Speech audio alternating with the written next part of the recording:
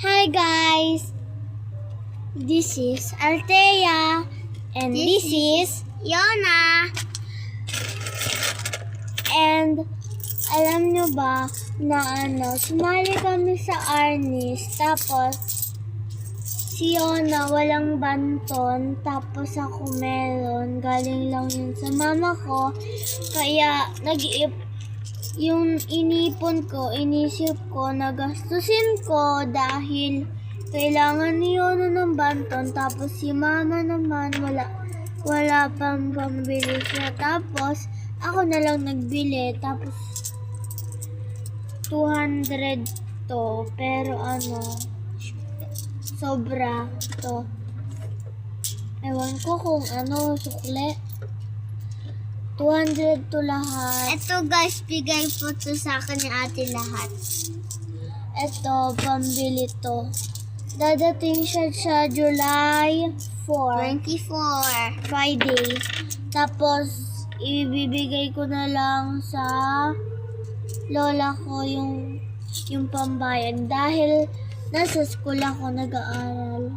Ate, di ba PE 24? Oo. Last day doon. Tapos 2 araw walang pasok. Papakita ko to. Uy! Sorry guys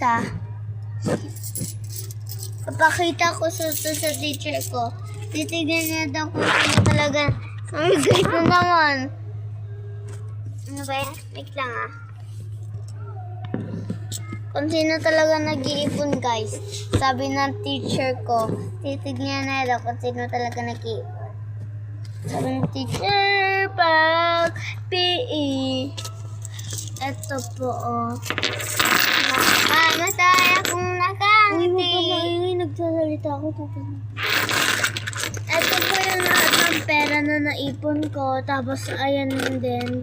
Binigay ko na lang sa kanya dahil kailangan ko talaga i-gastos. Uy, huwag mo na kunin ko. Ko lang.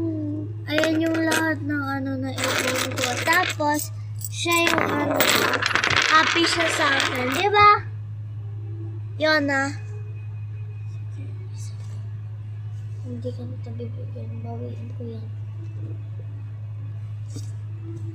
Diba happy ka? Binigay ko sa kanya to. At saka, ayun lang. Bye guys. Kasi mabait lang po kami. Bye guys. See you guys. Bye.